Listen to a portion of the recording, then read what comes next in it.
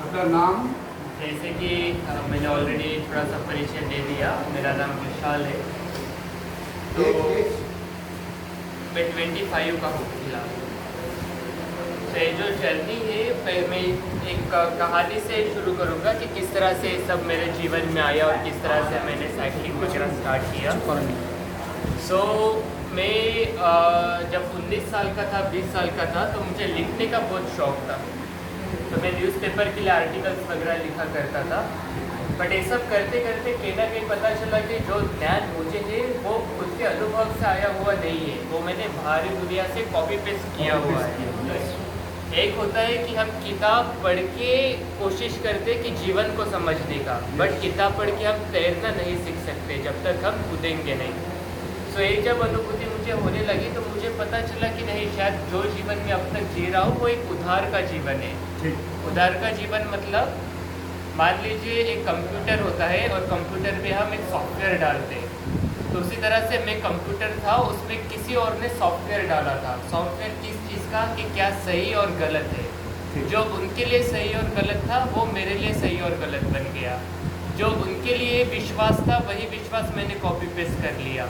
जो वो उनके अनुभव से सीखे थे मैंने वही खुद में डाल दिया था, बट खुद के जीवन का कुछ पता ही नहीं था। और जब किताब का लिखने का मुझे एक इंस्पिरेशन आया और जब मैं किताब लिख रहा था तो पता चला कि मेरे अंदर हर चीज़ मौजूद है, बट मेरे अंदर मैं खुद ही मौजूद नहीं। जो सही गलत था, जो विश्वास था, मेरा नाम या फिर जो कुछ मैं बोल रहा था मेरा वो सब बस लोगों ने, सोसाइटी ने, मेरी फैमिली ने, मैं जहाँ बड़ा हुआ हूँ वो सारे वातावरण ने दिया हुआ था, बट मेरे अंदर से मैं खुद ही खो गया था। सो जो मैं खोया हुआ था या फिर मेरे अंदर जो जीवन मिट गया था, उस जीवन को ढूंढने के लिए हमने जर्नी स्टार्ट की। सो इसलिए मेरे जर्नी का टैगलाइन है इन सर्च ऑफ लाइफ। मेरे सारे सोशल मीडिया पे भी जो नाम है वो इन सर्च ऑफ लाइफ ही है, कि मैं जीवन को ढूंढने के लिए या फिर खुद को ढूंढने के लिए जर्नी कर रहा हूँ। सो ये तो पता था कि मैं मिट गया, अभी मुझे ढूंढना है, तो कैसे ढूंढना है। तो बुद्धा से मैं काफ़ी ज़्यादा प्रेरित था और कहीं ना कहीं ये पता चल गया था कि अगर समुंदर की विचारधारा लानी है तो मुझे तालाब को छोड़ना पड़ेगा। तो जहाँ मैं पला बड़ा हुआ था, जो 4 दीवारों में मैं रहता था, तो उन्हीं 4 लोगों के विचार मेरे अंदर थे। बट अगर खुद को फैलाना है तो मुझे उन लोगों को छोड़ना पड़ेगा, या फिर मैं बोल सकता हूँ मुझे मेरा तालाब छोड़ के समुंदर को ढूंढना पड़ेगा। सो आई थॉट कि चलो ऐसा करते कि हम घर छोड़ते, और घर छोड़ने के बाद क्या करना, तो करना क्या है। तो मैंने सोचा कि जो भी अलग तरह के लोग रहेंगे, मान लीजिए ऑर्फन्स हो गए, HIV/AIDS विक्टिम्स हो गए, ट्रांसजेंडर्स हो गए, फार्मर्स हो गए, डॉक्टर्स हो गए, इंजीनियर्स हो गए, फिर बिजनेसमैन्स हो गए, प्रोफेशनल्स हो गए, एडवोकेट्स हो गए। तो हम एक ठान के निकले कि मैं उन सब लोगों के साथ रहूँगा, और उन लोगों के साथ सिर्फ रहना ही नहीं है तो उनके जैसा बन के जीना है। सो आई थॉट कि चलो अभी इस तरह से खुद के जीवन को ढूंढेंगे। तो अभी घर से निकलना था, और अगर घर से निकलना है तो कैसे निकलना, अभी वो क्वेश्चन था। तो पहले सोचा कि किसी 2 व्हीलर से वगैरह शुरू करूँगा, बट 2 व्हीलर कहाँ से लाए, फिर उसका मेंटेनेंस कहाँ से करें, तो वो समझ ही नहीं रहा था। तो मेरा एक ऐसा ही दोस्त है, उसके साथ बातचीत करते करते उसने मुझे ऐसे ही मजाक में बोल दिया, विशाल तो साइकिल से क्यों नहीं निकलता। तो पहले थोड़ा शौक लगा कि यार साइकिल, और मैं कहाँ जाऊँगा पता नहीं, मतलब कैसे पॉसिबल है। बट उस वक्त आई एम थैंकफुल कि खुद के अंदर आग इतना ज़्यादा उबल रहा था कि मैंने खुद को क्वेश्चन किया कि मैं साइकिल से जर्नी क्यों नहीं कर सकता। एट दैट टाइम जो साइकिल मैंने कभी चलाया नहीं था, आई थिंक 6th क्लास में ही चलाया था, वो ऐसे ही घर में पड़ा हुआ था, उसको रिपेयर किया, और वो साइकिल से ऐसे ही 20 किलोमीटर वगैरह खुद का स्टामिना बिल्ड करने के लिए जर्नी करते रहा। और फिर वो दिन आ गया कि जब मैंने डिसाइड किया था कि अभी निकलूँगा, और हुआ है कि तब कोविड आ गया और लॉकडाउन हो गया। बट मैंने ठान के बैठा था कि नहीं, घर से तो निकलना है नो मैटर व्हाट। सो उस वक्त उस कोविड के वक्त हुआ भी है कि पहले 1 महीने का लॉकडाउन हुआ, फिर और 15 दिन बढ़ाए, फिर और 15 दिन बढ़ाए। तो लॉकडाउन बढ़ ही जा रहा था और मेरा पेशेंस ख़त्म हो रहा था। मुझे लगा यार और कितना रुको।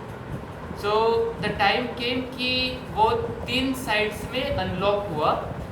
तो जब थर्ड अनलॉक हुआ था तो उस वक्त मैं मेरे घर से निकल गया, और 13 जून मैंने इसलिए चूज़ किया था क्योंकि 13 जून मेरा खुद का डेट ऑफ बर्थ था। उस दिन मेरा 1999, अब जब निकला तो 2020।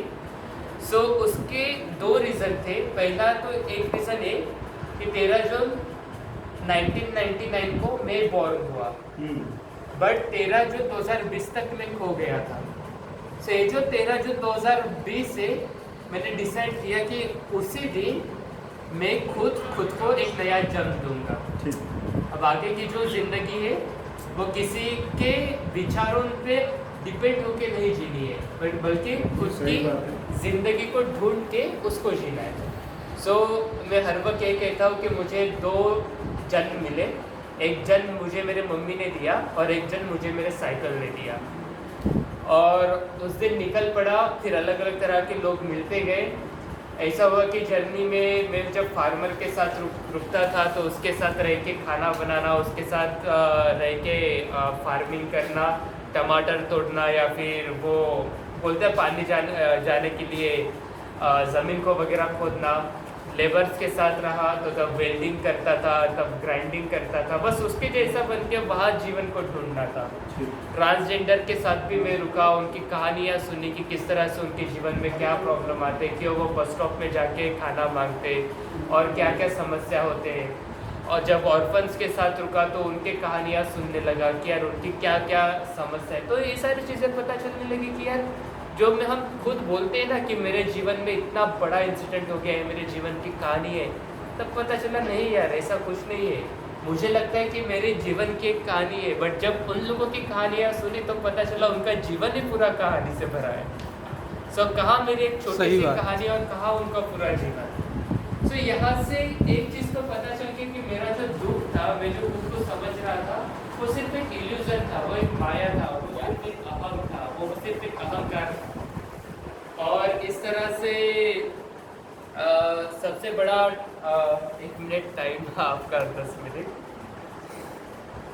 सो मतलब जर्नी का तो बहुत सारा ऐसा स्टोरीज बन चुका है, बहुत सारे अलग अलग चीज़ें हुई इन 4 सालों में, पर जो मेन चीज़ हुई कि जिसके कारण मेरा जर्नी खुल गया वो मैं लास्ट में बताना चाहूँगा। कि जब मेरा जर्नी का 13वां दिन, मैं घर से जब निकला था तब मेरे साथ 10,000 रुपये थे। भैया ने भी मुझे एक सवाल पूछा था। और मेरा जब जर्नी का 13वां दिन आया तब मैं एक ऑर्फनेज में रुका था। तो उस ऑर्फनेज जो चला रहा था उनका नाम है संतोष जी। तो संतोष ने मुझे, वो एक काफ़ी आध्यात्मिक इंसान है। आप सोचिए कि वो 18 साल का था और 18 साल की उम्र में उसने 5 बच्चों का एडॉप्ट किया था, 18 साल की उम्र में। आज वो 35 ईयर्स ओल्ड है और वो 127 ऑर्फन्स का बाप है 35 ईयर्स की उम्र में।